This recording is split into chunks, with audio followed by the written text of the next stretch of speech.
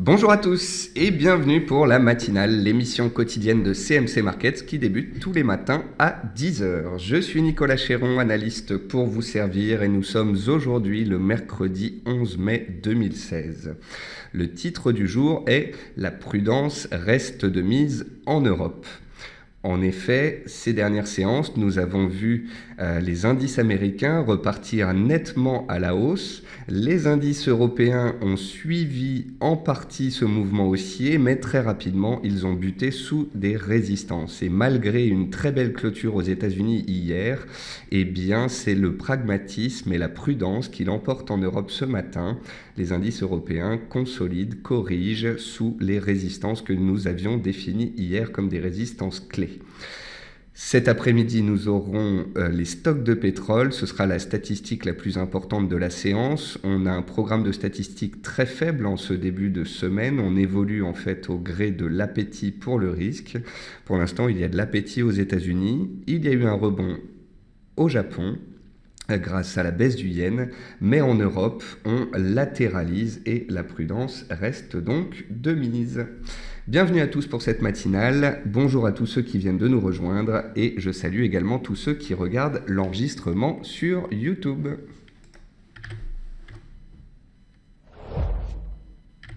Comme tous les matins, voici un avertissement sur les risques concernant le caractère purement informatif de cette vidéo et les CFD. Je vous laisse en prendre note. Comme tous les matins, je vous invite à utiliser en haut de votre écran les outils de chat et de questions-réponses pour pouvoir converser avec moi tout au long de cette présentation. Comme tous les matins, nous allons voir ensemble les actualités marchés, les actualités macroéconomiques et actions. Nous allons parler des statistiques économiques passées et à venir. Nous allons voir une détection de figures chartistes sur la plateforme de CMC Markets. Ensuite, comme tous les matins, je vous parlerai des indices, des actions, des matières premières et du Forex et je répondrai à vos questions. Alors, en termes d'actualité, le Standard & Poor's signe sa plus forte progression sur un mois hier avec une belle hausse de plus 1,26%. On a eu aussi une belle progression sur le Nasdaq et on a eu la plus forte hausse sur le Dow Jones depuis 2 mois. Donc on a bel et bien de l'appétit pour le risque aux États-Unis, des indices qui tiennent très bien. Malgré tout, l'Europe sous-performe. Le dollar américain qui était monté pendant 6 séances consécutives, on en parlait beaucoup ces dernières séances, le dollar américain s'est bien repris. On a vu hier qu'il était sur une zone de résistance. Malgré tout, il ne reflue pas, il stabilise. Une nouvelle vague haussière sur le dollar n'est donc pas inconcevable. Le pétrole reste un facteur de soutien pour le moment. Nous avions vu lundi que le pétrole WTI ouvrait sous résistance à 45,5 $. Il est redescendu très rapidement dans la zone des 42,50-43 $. Hier, de nouveau, il était recherché, il a gagné 2,5% et ça, c'est un facteur de soutien au secteur énergétique et donc aux indices. Les indices européens ont sous-performé hier, le DAX a gagné 0,65%, le CAC 0,36%.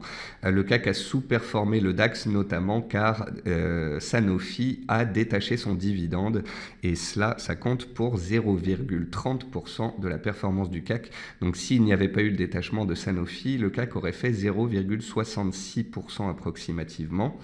Je pense que ce qui explique la sous-performance des indices européens par rapport aux indices américains, c'est notamment le fait que l'euro-dollar reste élevé. Il est actuellement à 1,14. Il est donc plutôt sur la borne haute de son range. Depuis un an, l'euro-dollar évolue entre 1,05 et 1,15. Donc on peut considérer qu'à 1,14, il est relativement élevé par rapport à la moyenne des derniers mois. Et puis le riz, dont on a parlé souvent ces derniers temps, s'était fortement apprécié ces dernières séances, a touché sa résistance des 11,25 cents par livre, à la suite de quoi il avait reflué très nettement en une séance. Puis il est reparti vers ses plus hauts, il testait cette résistance de nouveau hier, et si cette résistance venait à passer dans les séances qui viennent, une nouvelle vague haussière pourrait avoir lieu sur les cours du riz. Si vous voulez connaître un peu plus concernant les fondamentaux du riz, vous pouvez aller sur le site de CMC Markets dans la rubrique Actualité et Analyse, et vous avez une analyse sur le riz qui a été publiée il y a 2 ou 3 semaines. En termes d'actualité macroéconomique, John Kerry, donc américain, invite Londres et l'Union européenne à collaborer pour éviter un Brexit potentiellement déstabilisant. John Kerry a parlé des fortes relations entre Londres et les États-Unis. Ce n'est pas le premier homme politique américain à parler de ce fameux risque de Brexit et à inviter Londres et l'Union européenne à collaborer. Obama l'avait déjà fait et certains responsables politiques anglais l'ont fait également. Malgré tout, quand on regarde les derniers sondages, on est vraiment au coude à coude avec 43 à 46% qui veulent rester, 43 à 46% qui veulent sortir. Donc la tension va rester assez forte concernant le Brexit jusqu'au référendum du 23 juin prochain. D'ailleurs, vous aurez noté que depuis 6 semaines, les indices américains ne bougent plus. Le SP500 est dans un range de 3% depuis 6 semaines. Certains opérateurs, certains analystes disent que la volatilité est très faible et qu'elle devrait décaler. Je suis complètement d'accord avec ça. On aura notamment au mois de juin et début juillet un programme assez serré. On va avoir la Banque du Japon, la BCE, donc la Banque européenne, la Banque centrale européenne, la Fed, donc la Réserve fédérale américaine, donc les 3 banques centrales début juin, mi-juin. Ensuite, on va avoir le référendum en Angleterre le 23 juin, les élections espagnoles le 26 juin et les échéances grecques au mois de juillet. Donc le mois de juin et le mois de juillet risquent de voir plus de volatilité, et qui dit plus de volatilité dit potentiellement plus d'opportunités. Reprenons donc sur les actualités macroéconomiques. 405 des sociétés du SP500, donc 405 sociétés sur 500, donc 80% des sociétés ont publié et elles ont fait part d'un recul de 2,1% de leur chiffre d'affaires. Aux États-Unis, on attendait 9,7% de baisse des résultats et 3 à 5% de contraction des chiffres d'affaires au premier trimestre. Les opérateurs se rassurent du fait que les résultats n'ont baissé que de 8% et les chiffres d'affaires de 2,1%. On attendait un premier trimestre vraiment mauvais en 2016. Pour l'instant, il est moins bon que d'habitude, il est en recul, mais ce n'est pas non plus la fin du monde. Le T2, donc le deuxième trimestre, aura vraiment une importance capitale et on verra si de nouveau les chiffres d'affaires et les résultats nets se contractent ou si au contraire la situation s'améliore. Au Brésil, un nouveau vote va avoir lieu ce jour sur la destitution de Dilma Rousseff. Sa destitution avait été prononcée, puis annulée. De nouveau, on va statuer dessus aujourd'hui. Ça entraîne une forte volatilité au Brésil, avec des hausses et baisses de 3 à 4 à 5% en séance, que ce soit sur l'indice ou la monnaie. Il faudra vraiment que cette situation soit termine en fait. Il faudra soit que Dilma Rousseff reste en place, soit qu'elle parte. Mais en attendant, tant qu'on reste dans l'indécision, eh bien, il y a de la forte volatilité. Goldman Sachs, qui constate que le dollar se reprend depuis une semaine, anticipe une hausse de 15% du dollar américain à échéance 48 mois. Goldman Sachs reste confiant sur l'économie américaine, sur la capacité de la Fed à monter ses taux. Qui dit hausse de taux et bon chiffre américain dit dollar fort, et Goldman Sachs anticipe donc ce scénario. Pour ma part, si vous voulez mon avis sur le dollar américain, il a perdu à peu près 10% depuis ses plus hauts qu'il travaillait depuis à peu près un an. Il a perdu 10% en ce début d'année. On est revenu sur support la semaine dernière. Je l'ai identifié. On a vu ensemble qu'il y avait une belle reprise de ce dernier. Je pense que le dollar américain pourrait tenir, pourrait continuer de monter effectivement de nouveau en direction de ses plus hauts de l'année dernière. Néanmoins, je vois mal comment les États-Unis, avec des chiffres en baisse, pourraient continuer de monter les taux de nombreuses fois et pourraient donc permettre une hausse de 15% du dollar. Donc 5 à 10% de hausse du dollar par rapport à ses plus bas de la semaine dernière, pourquoi pas 15%, je pense que Goldman Sachs est ici un petit peu gourmand. Et puis en Chine, les mesures chinoises pour empêcher la spéculation sur les matières premières portent leurs fruits, les volumes d'échange étant redescendus à des niveaux normaux, 125 milliards de dollars début mai contre le double fin avril. En fait, ce qu'il faut comprendre, c'est qu'il y a un an à peu près, les bourses chinoises avaient été ouvertes, les spéculateurs étaient allés sur les actions, puis ces dernières s'étaient ensuite cassé la figure, littéralement. L'indice chinois avait perdu plus de 50% en l'espace de 6 mois. Et par la suite, ces dernières semaines, les spéculateurs chinois se sont mis sur les matières premières et certaines matières premières ont pris 50% en l'espace de quelques semaines, comme le fer. Donc voilà, de nouveau, la Chine a pris des mesures pour empêcher ces spéculations et la situation est en train de se calmer. En tous les cas, on note bien que la Chine est en proie à de fortes volatilités, de fortes spéculations. Il faudrait faire attention à ce qu'il n'y ait pas à un moment donné la faillite d'une banque ou d'un hedge fund à cause de ces leviers utilisés.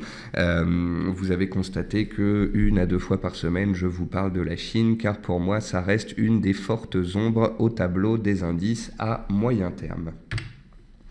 Côté entreprise, Amazon s'appréciait hier de 3,4%, le courtier Bernstein visant 50% de progression à 1 an. Bernstein vise le fameux seuil psychologique des $1000, alors que le cours est autour des $670 si mes souvenirs sont bons. Toyota a émis un profit warning et anticipe une baisse de 35% de son bénéfice d'exploitation. Les sociétés japonaises pâtissent vraiment du yen fort et du ralentissement économique. Nokia, hier, a chuté de 7,2%, sanctionné par ses résultats. Le titre perd 23% depuis le 1er janvier et est la lanterne rouge du CAC 40. Arkema a doublé son bénéfice net au premier trimestre à 98 millions d'euros et prenait la tête du SBF 120 ce matin. EDF a publié un chiffre d'affaires en repli de 6,7% et reculait ce matin de 3%. Vous avez ci-dessous les meilleures et les moins bonnes performances du CAC. On peut voir Alstom qui grimpe, ArcelorMittal, donc toujours le secteur des matériaux de base. On voit Nokia qui se reprend un petit peu suite à sa forte baisse d'hier. Et puis dans les baisses, on a Sanofi qui reste sous pression, L'Oréal, mais bon, pas de forte baisse ce jour, on est autour de 1%. Côté statistiques passées, on notera quand même qu'on a eu très peu de chiffres économiques majeurs cette semaine. Depuis le début de la semaine, on a eu des chiffres chinois, allemands. La plupart des chiffres étaient en demi-teinte, souvent un petit peu inférieurs aux attentes. Malgré tout, on a des indices qui tiennent, mais ça, ce n'est pas nouveau. Si les indices devaient baisser quand les chiffres sont mauvais, ils seraient actuellement beaucoup plus bas. Cette nuit, à 3h30, on a eu les prêts au logement en Australie. Ils sont ressortis meilleurs qu'attendus, à moins 0,9% au lieu des moins 1,4% attendus. Ce matin, à 10h30, on aura des chiffres de la production industrielle en Angleterre. Et puis, la statistique de jour, ce sera les stocks de pétrole à 16h30. Les stocks de pétrole qui sont attendus en nette baisse par rapport aux chiffres précédents. On verra ça donc à 16h30. Ça devrait influencer le pétrole et vous n'êtes pas sans savoir que le pétrole fait bouger le secteur énergétique, que le secteur énergétique est très volatile. Si le pétrole monte, secteur énergétique est recherché et ça a tendance à soutenir les indices. Si le pétrole baisse, ça a tendance à faire pression sur les indices. Et puis, dans les outils de détection de figures chartistes de CMC Market, ce matin, j'ai détecté donc un triangle noté 4 étoiles sur 5 sur le titre Apple.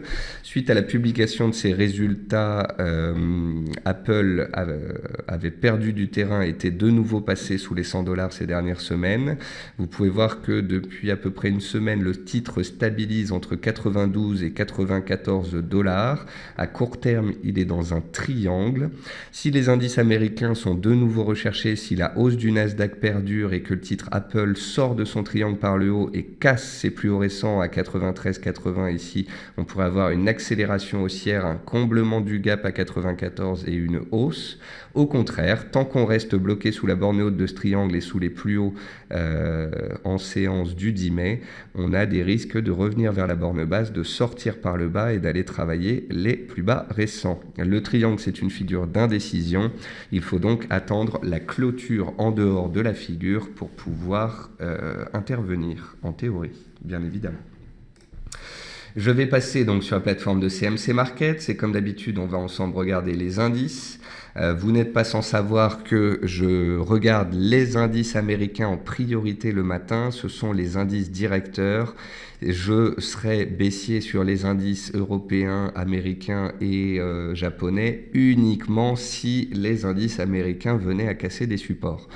Pour l'instant, les indices américains tiennent particulièrement bien. Hier, on a eu la plus forte hausse du SP500 sur un mois, la plus forte hausse du Dow Jones depuis 2 mois. Belle appréciation du SP500 hier qui a regagné sa moyenne mobile à 15 séances.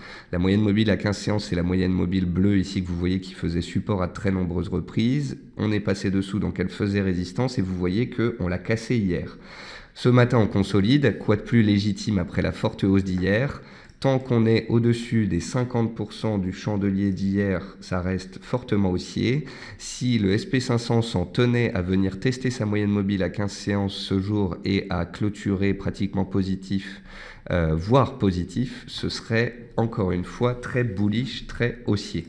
Si et seulement si le SP500 venait à casser les 50% du chandelier d'hier et à revenir carrément à retracer l'ensemble de la hausse d'hier et à faire un avalement baissier, là on commencerait à se poser des questions. Daniel dit quelque chose de très juste. Ne peut-on pas envisager la formation d'une ETE sur le SP500 ? Donc l'ETE potentielle que voit Daniel, elle est ici. Vous avez une épaule ici, vous avez la tête là et vous avez la seconde épaule potentielle ici. Les deux épaules sont à peu près au même niveau, ici et là. Donc voilà, si on échouait, qu'on faisait un échec cuisant sous résistance et qu'on revenait vers les plus bas et qu'on menaçait de nouveau le support clé des 2040 points, alors cette possible TE prendrait du poids. Je vous rappelle qu'il vaut mieux ne pas être dans l'anticipation sur les ETE, sinon on a tendance à en voir partout. Donc on peut garder ça comme une ombre au tableau, comme un risque potentiel. Je vous rappelle que pour valider une ETE, il faut casser la ligne de coup qui se trouve à 2040 points. Donc tant qu'on n'aura pas cassé les 2040 points, parler d'ETE, c'est être dans l'anticipation. Donc si vous notez cette possibilité graphique, et c'est vrai que c'est assez beau, vous gardez ça dans un coin de votre tête et ça vous alerte peut-être sur le fait qu'à court terme, vous allez peut-être ne pas faire d'achat, vous allez rester prudent. En tous les cas, pour ceux qui voudraient vendre la figure, en théorie, on attend la cassure de la ligne de coup pour pouvoir la valider. Donc, on a des indices américains qui sont bien montés, qui consolident ce jour. On a un risque d'ETE, mais ça reste un risque potentiel. Pour le moment, les indices américains restent haussiers à moyen terme, haussiers sur le très court terme, neutres depuis un mois. Donc pour l'instant, soyons factuels, on est neutre à court terme, on consolide après une forte hausse, neutre depuis un mois, mais on n'est pas particulièrement baissier. Voilà. Donc on va voir comment ça se passe dans les séances à venir et notamment cet après-midi avec les stocks de pétrole. Je vais garder sur mon graphique cette petite résistance Daniel, comme ça on pourra en parler potentiellement demain. Quand les US éternuent, c'est-à-dire que quand les US consolident un petit peu, eh bien l'Europe s'enrhume. Le CAC 40 baisse de 1,30% aujourd'hui et le DAX également baisse de 1%. Alors, le CAC 40, on avait vu ensemble qu'il avait touché un support vendredi, que lundi, la hausse continuait, que mardi, les acheteurs confirmaient leur présence. Je vous ai expliqué que hier, j'avais choisi le titre « Les acheteurs confirment leur présence » pour dire qu'ils étaient bien là et qu'ils étaient en soutien sur les supports, mais pas forcément qu'ils étaient assez forts, pour casser les résistances. On avait vu ensemble que le CAC 40 était dans un grand biseau ascendant ici en orange, qu'il en était sorti par le bas, qu'il avait fait un pullback sous résistance et qu'il pouvait, s'il ne cassait pas cette résistance, revenir chercher les supports. C'est exactement ce qui est en train de se passer. Donc si dans les séances qui viennent, le SP500 échoue sous résistance, reflue et vient casser les 2040 points, le CAC 40 reviendrait sur ses plus bas, les casserait potentiellement et retournerait vers ses plus bas annuels. On aurait alors des risques baissiers forts.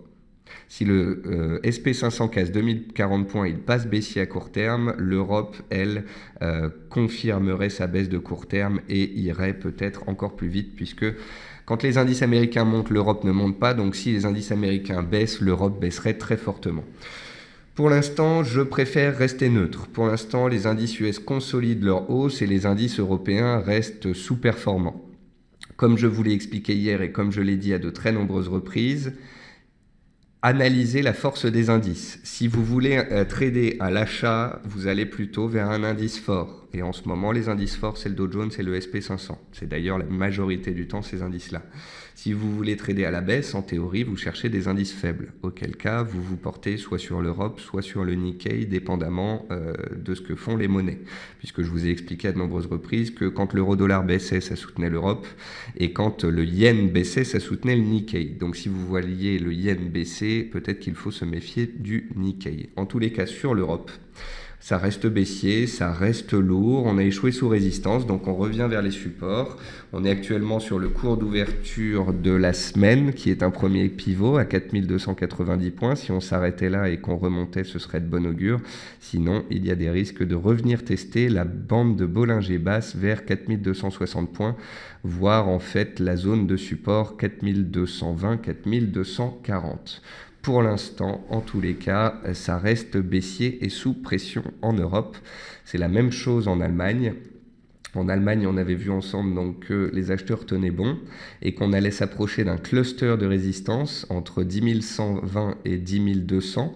On y retrouvait les plus hauts du mois de mars, on y retrouvait la MM 20 jours, la MM 200 jours, 50% de retracement de la baisse récente. Donc c'était une résistance clé.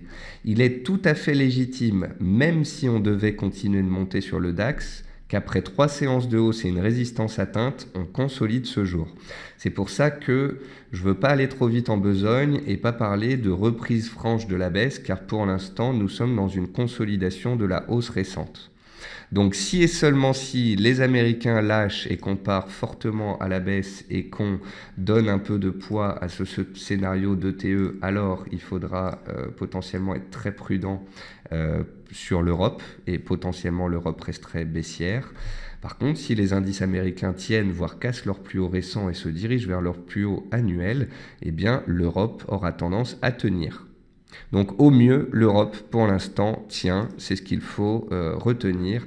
Quand les US vont très fort, très vite à la hausse, l'Europe monte un petit peu. Quand les indices baissent un peu aux États-Unis, l'Europe baisse nettement. Alors après, il y a certains investisseurs qui, plutôt que d'aller acheter les plus forts ou vendre les plus faibles, vont avoir des stratégies un petit peu originales. Juste pour vous donner l'idée d'une stratégie qui existe, il y a certains hedge funds ou certains investisseurs qui achètent les indices américains et qui vendent les indices européens. Comme ça, quand les Américains montent, ils gagnent de l'argent, et quand l'Europe monte pour suivre les US, elle monte moins. Et par contre, quand les indices baissent aux US un petit peu, l'Europe baisse très franchement. Donc en fait, en étant acheteur des US et vendeur de l'Europe, quoi que fasse le marché à la hausse ou à la baisse, eh bien on a tendance à encaisser la différence de force entre ces deux indices. Voilà. Donc voilà pour les indices boursiers. On a eu 3 séances de hausse, on a une séance de conso. Aux US, ça reste une consolidation dans la hausse. En Europe, ça reste une tendance baissière et des risques baissiers dus à la sous-performance européenne qui est due notamment à l'euro-dollar.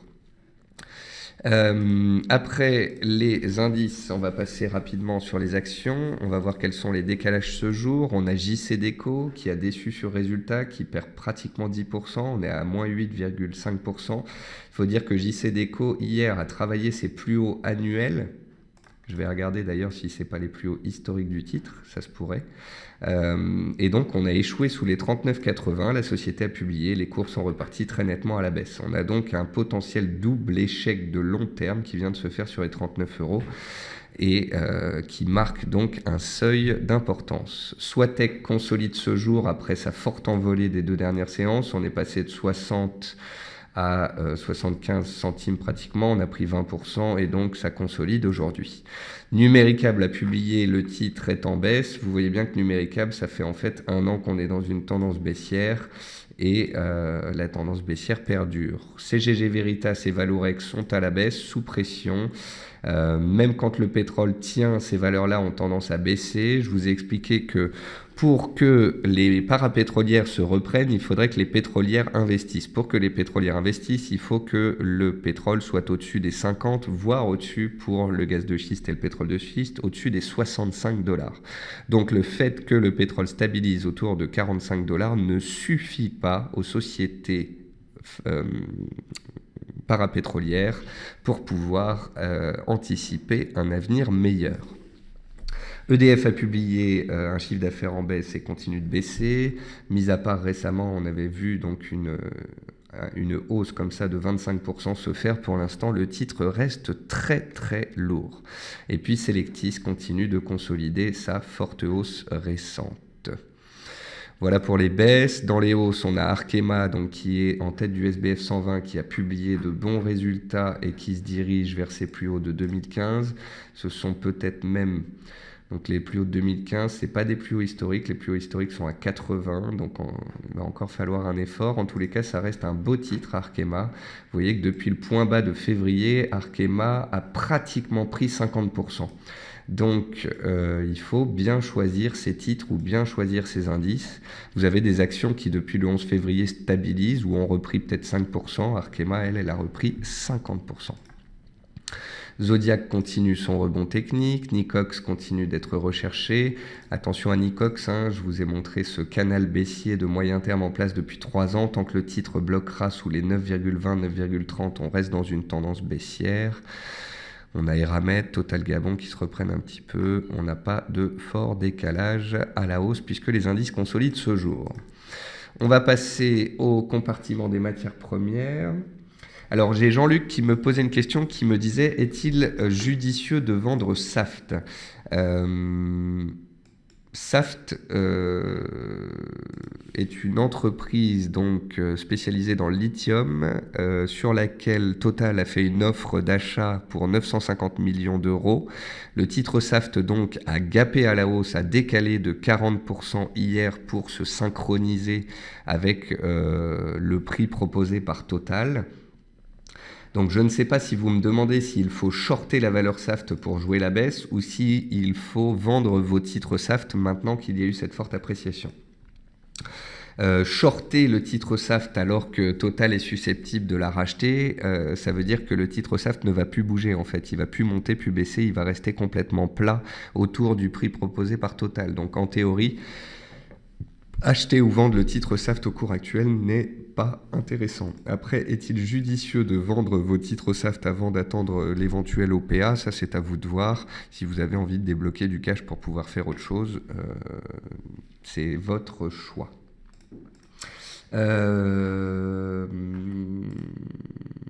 Ensuite, donc, les matières premières. Les matières premières... On va commencer par le WTI. Donc le WTI, on avait vu lundi qu'il avait ouvert sous résistance et que les incendies au Canada étaient en train de se calmer, donc que les cours pourraient baisser. Lundi, ils ont fortement baissé, ils sont revenus sur les plus bas de la semaine dernière. Les plus bas ont tenu, on est reparti à la hausse de 2,5%, ça montre bien que les acheteurs sont présents. Je vais d'ailleurs remonter mon petit support ici, voilà comme ça, 42,50. Support 42,50, résistance 45,50, on est à 43,70, autant vous dire qu'on est carrément au milieu de nulle part, au milieu d'un range de court terme entre support et résistance. Si les stocks cet après-midi conviennent aux opérateurs et ressortent en nette baisse comme ils sont attendus, on pourrait avoir une appréciation des cours en direction des plus hauts récents. Au contraire, si les stocks sont supérieurs, on pourrait avoir un retour des cours sur support et cela, ça aura une forte influence sur les indices boursiers. N'étant pas Madame Irma, je ne peux pas vous dire à l'avance quels seront ces chiffres. Néanmoins, on constate que pour le moment, les acheteurs sont bel et bien présents et ce, malgré une appréciation de 78% des cours entre le plus bas et le plus haut de 2016. C'est la même chose sur le Brent. Le Brent consolide depuis à peu près 10 jours, depuis qu'il a touché son haut de canal. Est-ce que les stocks vont faire pression sur les cours pour qu'on revienne tester la borne basse du canal? ou est-ce qu'au contraire ils vont repartir nettement à la hausse? Moi, je vous avouerai que pour l'instant, je trouve les cours du WTI et du Brent soutenus. Par contre, je ne serais pas étonné qu'avant éventuellement de repartir à la hausse, on vienne de nouveau tester la borne basse du canal pour repartir. Vous voyez qu'ici, on a une baisse pendant une quinzaine de jours, on remonte, une baisse pendant 2-3 semaines, ici on remonte. Je trouve que la baisse récente ici a été très courte. Alors si on repart comme en 40, qu'on casse les 47, qu'on retrouve les plus hauts, on peut aller chercher les 50$ et en ligne droite, mais pour ça, il faudrait vraiment un fort appétit pour le risque ou une très forte baisse des volumes, des stocks, excusez-moi. Donc voilà, une latéralisation ne m'étonnerait pas avec un nouveau test de la borne basse du canal avant éventuellement de repartir, si tant est qu'on doive repartir, car à moyen terme, ne l'oublions pas, la tendance reste baissière. Toujours sur les matières premières, le gaz reste bien orienté. J'aurais bien voulu, vous l'avez peut-être noté, hein, j'en parle tous les jours, j'aurais bien voulu qu'il revienne tester la borne basse de sa figure d'élargissement, car souvent dans une figure d'élargissement, quand on vient prendre appui sur la borne basse, c'est souvent une prise d'appui pour mieux décoller à la hausse. Malheureusement, ce repli n'aura pas eu lieu. Le fameux riz, le voilà. Donc le fameux riz dont je vous parlais tout à l'heure. Alors j'ai une question de Hervé sur le riz. Hervé me dit, pour le riz, nous avons vu le 9 mai une forte violence à la baisse, puis la hausse qui a purgé les acheteurs à court terme. Comment expliquez-vous ce phénomène? Est-ce que ce sont des algorithmes ou est-ce que c'est un phénomène psychologique? Si oui, c'est dans quel but? Alors, je pense, Hervé, qu'il n'y a pas beaucoup d'algorithmes sur les matières premières, puisque les matières premières sont très erratiques, contrairement aux indices boursiers. Les volumes d'échange sur les matières premières sont beaucoup plus faibles que sur les indices et sur d'autres actifs, donc des robots, il y en a très peu. Par contre, ce manque de volume, ce manque d'opérateurs fait que parfois on peut avoir des trous d'air à la hausse ou à la baisse, sorte d'accélération lorsqu'un opérateur avec une grosse position achète ou sort du marché.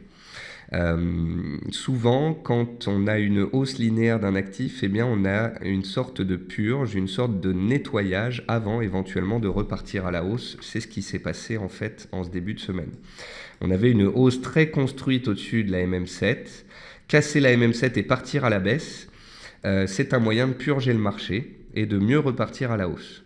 C'est peut-être un gros opérateur qui avait une grosse position à vendre et qui l'a vendu en une seule séance et ça a engendré ce trou d'air. Et puis très rapidement, les acheteurs qui constatent la tendance haussière se sont mis à l'achat et ont rattrapé la hausse et on est reparti tout aussi rapidement. Ça peut être aussi un opérateur mal intentionné qui veut ramasser des contrats à l'achat. Il aura donc tendance à donner un signal baissier en cassant la MM7 et en cassant les plus bas des dernières séances, en envoyant un ordre de vente. Ça donne peur à certains opérateurs qui lâchent leurs titres et ensuite ce même opérateur qui a donné le signal baissier ramasse les titres à l'achat et repart dans le sens de la hausse. Donc il y a beaucoup d'explications qui pourraient faire ça. Pour moi, ce ne sont pas des robots. Ça peut être soit une purge de marché court terme, puisqu'on avait atteint une résistance. Ah oui, il y a ça aussi.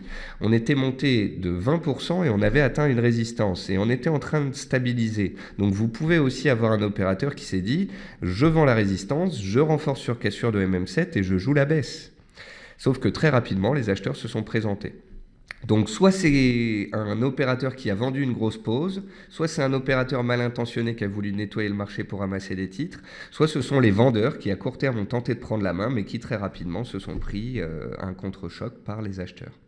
On voit qu'hier, les cours sont montés sous la résistance et ont été tenus en échec et on voit qu'on consolide. Alors après une très forte hausse comme ça et un contre-choc baissier, il ne serait pas étonnant de voir les cours un petit peu stabilisés à plat. Pour ma part, tant qu'on est au-dessus ici des plus bas en cours d'ouverture, clôture, donc ici dans la zone des 10,85, tant qu'on est au-dessus de ça, on a une tendance de fond haussière et on a la possibilité de casser la résistance des 11,25 par le haut. Pour tous ceux qui avaient suivi le riz, on en avait parlé à partir d'ici, de la cassure des 10$, il y a eu 12% de hausse et on avait parlé ici de la résistance, donc certains d'entre vous auront peut-être coupé leur position, peut-être que les autres ont été coupés sur le stop. En tous les cas, j'espère que certains d'entre vous en ont profité. Les autres matières premières. Alors le sucre, je continuerai de vous en parler car cette année, il se pourrait qu'il y ait une offre du sucre qui soit inférieure à la demande. Il se pourrait qu'on soit en déficit sur ce marché. C'est ce qui explique la hausse de 25% des cours du sucre depuis le début de l'année. Si le phénomène El Niño est aussi fort que l'année dernière et qu'il engendre des sécheresses dans certaines zones où le riz est censé pousser, on peut avoir des spéculations haussières très fortes. Ne serait-ce que pour vous donner cet exemple, en 2010, les cours du riz sont passés de 14 à 34. Donc quand ici on passe de 10 à 17, c'est vraiment une petite spéculation. Donc cette spéculation, elle a lieu depuis plusieurs semaines, on la surveillera. Faut partir du principe que s'il y a une énorme sécheresse en Thaïlande, sachant que la Thaïlande est un des pays qui inonde le plus le marché du riz dans le monde, ça peut engendrer des forts décalages. Il n'y a que 7% de la production du riz qui est échangée sur les marchés internationaux. Le reste est consommé en interne dans chaque pays qui le produit. Donc voilà, s'il y a un déficit de production, ça peut engendrer de forts décalages. Quoi d'autre? L'or se reprend un petit peu aujourd'hui, hein, quand on a le dollar qui stabilise et puis les marchés qui consolident, l'or a tendance à remonter un petit peu. Par contre, vous voyez que cette hausse est dans une moindre mesure. L'or, il y a une résistance à 1300, il y a un support à 1250, on est au milieu de nulle part, donc je n'ai pas grand-chose à dire là-dessus. Et puis le blé, je le suivrai quand même dans les séances qui viennent, dans les semaines qui viennent. Là, vous voyez un graphique du blé en données mensuelles sur 15 ans. Et vous pouvez voir qu'ici, à 425-430 dollars par boisseau, on a un énorme seuil horizontal qui a fait résistance en 2002, en 2003, en 2004, support en 2007, support en 2009-10, support en 2015. Si on s'approchait de nouveau de ce seuil et qu'il y avait des réactions positives, ce serait intéressant de regarder cela de plus près, car en fait, moi, ce que je verrais bien se passer en 2016, c'est que potentiellement ce support énorme à long terme, il tiendrait, sauf éléments particuliers sur les récoltes, si elles sont très très bonnes, ou si la demande baisse. Je trouverais très intéressant de voir les cours du blé réagir sur la zone de support. Ensuite, les cours sont tellement contractés, confrontés à cette oblique de résistance de long terme que même en latéralisant, ils auraient tendance à la dépasser au fur et à mesure du temps qui passerait. Donc le blé, c'est intéressant parce que si on a une réaction sur les plus bas, ça peut permettre à certains d'avoir des stratégies acheteuses. Et si dans la foulée, on casse l'oblique de résistance pluriannuelle ici, on pourrait avoir un fort décalage des cours. Donc ça, ce sera à garder à l'esprit dans les semaines qui viennent. Laurent me dit: bonjour Nicolas, le café arabica semble haussier depuis plusieurs séances, plus franchissement de la moyenne mobile hebdomadaire. Effectivement Laurent, le café arabica stabilise. Alors vous voyez ici le graphique mensuel du café arabica. Je crois que je n'ai pas besoin de vous faire un dessin. On a fait des plus bas ici en 2013 sur la zone des 110. C'est une zone qu'on a travaillé fin 2015, début 2016 et on tente de s'en extraire à la hausse. Alors vous voyez, ce qui m'avait pas plu avec le café arabica, c'est qu'il avait fait une fausse sortie de canal puis qu'il l'avait réintégré et là il tente de nouveau d'en sortir. Je trouve pas ça très propre. À la limite, moi ce que j'aimerais, c'est que le café arabica il casse pour de bon la zone des 134-138 et là on aurait un véritable signal de retournement de moyen terme. Vous pouvez voir qu'en 2014, quand les cours du café arabica étaient sortis à la hausse, ils avaient littéralement explosé et pris 100% en l'espace de quelques semaines. J'aimerais bien voir un fort décalage haussier et une cassure de résistance pour pouvoir émettre un scénario aussi haussier que celui de 2014. Pour l'instant, je trouve ça mou et piégeux, et c'est pour ça que je n'en ai pas beaucoup parlé ces dernières semaines. Mieux que le café arabica, pour ceux qui tradent le café, il y a le robusta. Le robusta est plus robuste, hein. Désolé pour le jeu de mots, mais c'est vrai. Le robusta monte depuis 10 semaines d'affilée, pratiquement. Le café Robusta est sorti de son canal baissier il y a maintenant 10 jours et s'est apprécié de 10% depuis. Le timing ne semble pas opportun à court terme sur le café Robusta. Pour ceux qui voudraient se placer à l'achat, un repli serait peut-être préférable. Enfin, c'est généralement le cas dans une tendance haussière. Le timing est meilleur quand on attend un éventuel repli. C'est vrai qu'il n'y en a pas eu beaucoup ces derniers temps. En tous les cas, sur les cafés, le Robusta est plus fort que l'Arabica.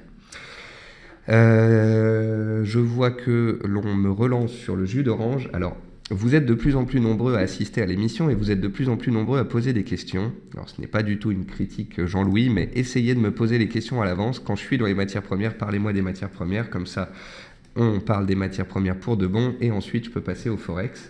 Alors, Jean-Louis me dit, on a une sorte de triangle symétrique sur le jus d'orange en données hebdomadaires. On pourrait sortir par le haut aujourd'hui. Si c'est le cas, quel serait l'objectif de cours? Alors vous, Jean-Louis, vous avez tendance à tracer votre canal comme votre triangle comme ceci, je pense. Donc vous avez une oblique basse ici. Allez, on va retirer, on va un petit peu nettoyer le graphique, ça fait du bien parfois. Hop, hop, hop, c'est un triangle. Donc on va le mettre en orange, on va le mettre en épais. Voilà ce que Jean-Louis a noté et merci de le partager avec nous. Voilà, donc on a un gros triangle sur les cours du jus d'orange. On approche de la borne haute. Si on cassait la zone des 143, on pourrait casser la borne haute du triangle, auquel cas on pourrait s'apprécier. Les 143, c'est aussi une zone qu'on a travaillé pas mal ici en décembre 2015.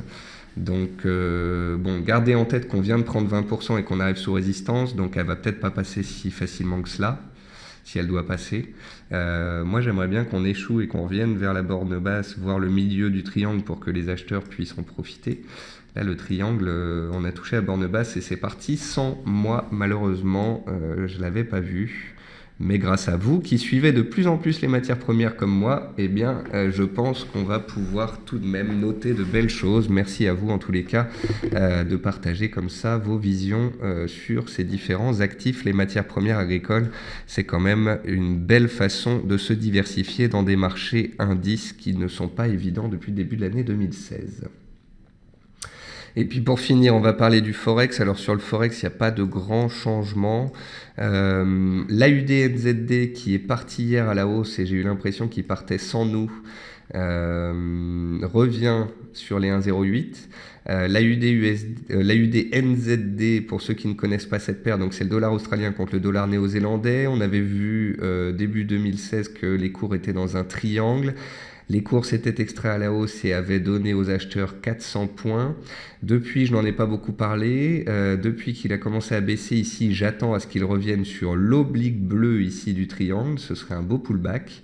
Il a frôlé la zone ici cerclée entre 1,0680 et 1,0750. J'aimerais bien qu'on y revienne sur cette zone des 1,07, car si on y réagissait favorablement, elle procurerait aux potentiels acheteurs un timing parfait sur l'oblique bleu ici. Donc voilà, j'attends patiemment et le jour où on la touchera, je vous le dirai. Après, à vous de faire ce que vous voulez. On va regarder ensuite le dollar index, dont je vous parle tous les jours en ce moment. Le dollar index, il est monté pendant 6 séances consécutives. Je vous disais hier que ce qu'il fallait noter, c'était que le dollar index, malgré le fait qu'il avait rejoint une zone de résistance, lundi, il n'y avait pas reflué. Hier, mardi, il a tenté de la passer, puis il s'est stabilisé. Aujourd'hui, on stabilise et on réagit sur les plus bas d'hier. Vous voyez qu'il n'y a pas de vendeur, il n'y a pas de force vendeuse. On n'a pas l'impression que c'est un échec cuisant sous résistance. Moi, j'ai l'impression qu'on est monté pendant 6 séances, qu'on stabilise à plat et qu'on peut tout aussi bien repartir à la hausse.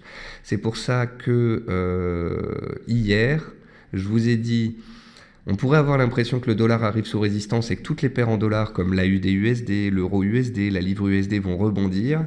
Mais j'ai l'impression que c'est piégeux comme situation. À court terme, le dollar stabilise. Tant qu'il est soutenu et dans une tendance haussière de court terme, il peut aller plus haut.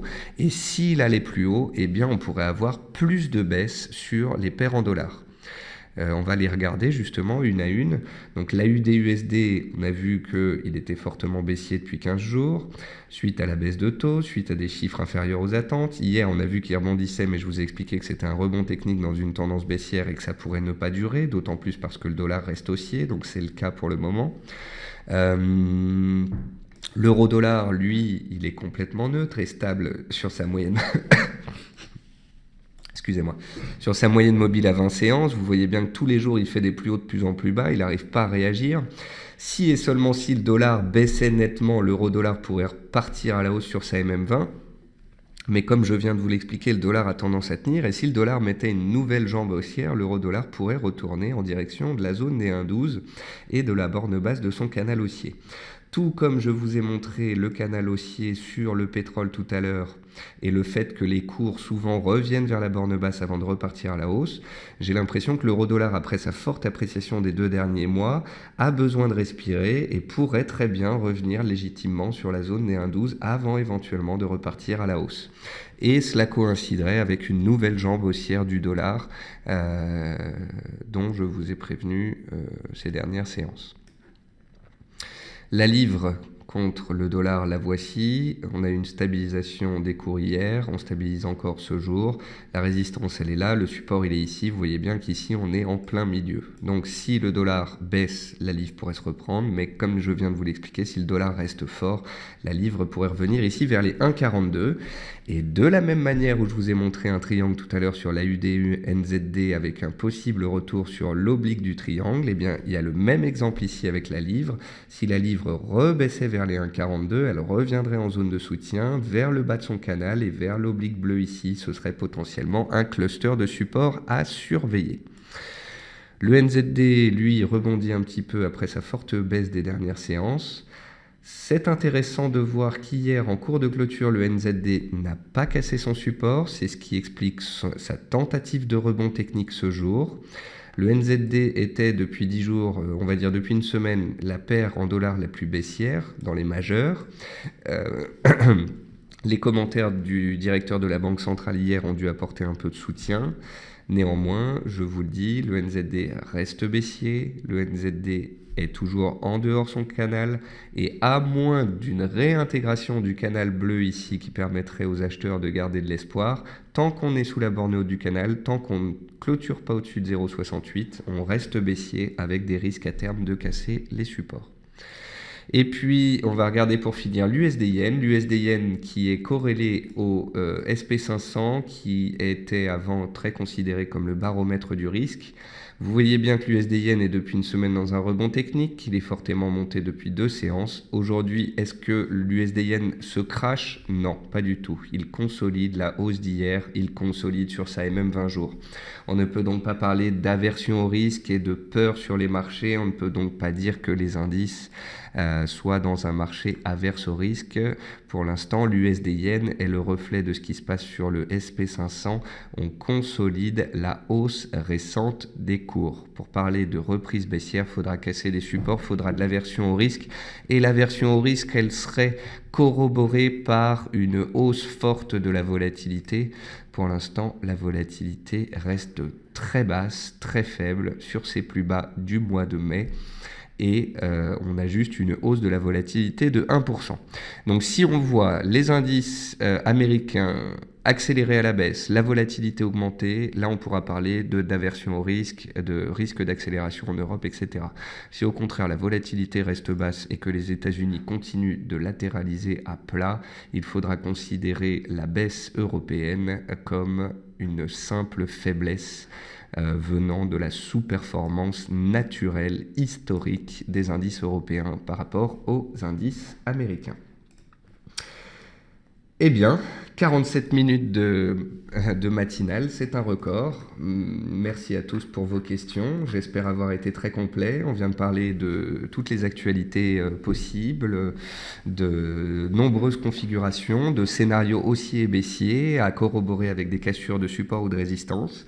J'espère que cela vous a donné des informations et les armes suffisantes pour pouvoir affronter les marchés ce jour. Je vais vous souhaiter un très bon appétit, une très bonne séance de trading. Et puis, je vous retrouve demain matin à 10h avec grand plaisir pour la matinale.